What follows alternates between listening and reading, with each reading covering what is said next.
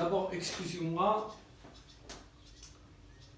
moi, parler le français, pas bien. L'essentiel, comprendre. Moi, parler, toi, comprendre. Je le français pas bien. Je m'excuse.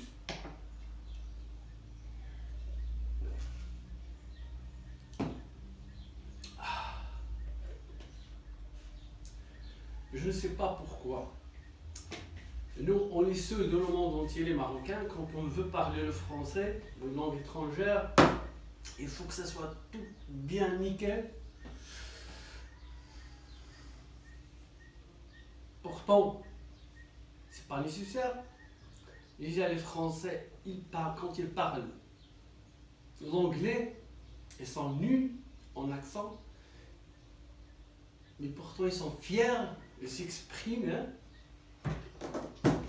Bon, après que j'ai fait le premier vidéo sur la Qaria Siyahiya, l'investissement dans Qaria Siyahiya à Marrakech, ce vidéo-là était destiné à une personne précise. J'ai reçu des appels de France, de Paris.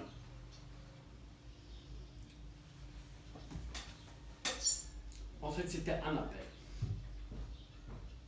pour être honnête. C'est pour ça que je me suis encouragé de mettre d'autres vidéos qui sont destinées à plusieurs personnes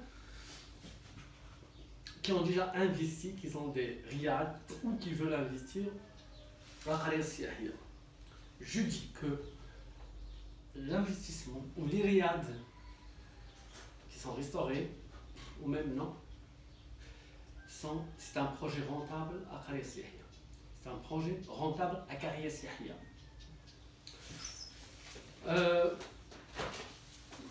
Mais la gestion joue un rôle important dans cette réussite, comme dans notre projet d'ailleurs, dans le monde entier. Et dernièrement, j'ai eu des informations qu'il y a un groupe fermé des ouvriers et managers à Qaria Siyahiya qui profitent des Français ou des investisseurs qui sont français marocains ou français.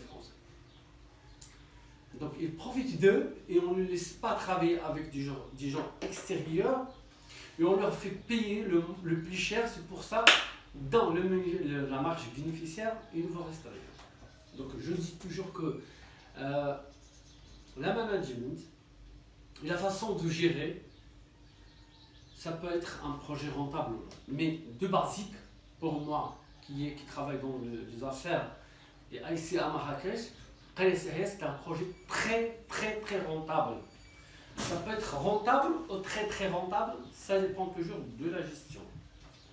Ça dépend de ce que vous faites et avec qui vous travaillez. Si vous spécialisez dans une gamme haute gamme, et vous faites un bon travail, ça peut rapporter jusqu'à 1000, 2000 euros par jour, dans certaines saisons, pas durant l'année, mais pour le reste de l'année, ça peut vous rapporter toujours l'argent si vous savez comment la gérer. Gérer le riad ou gérer l'entreprise. Donc, moi je suis prêt à répondre à toutes vos questions, de vous aider à amener un projet rentable. Mes consultations sont gratuites, mais dans un contexte limité.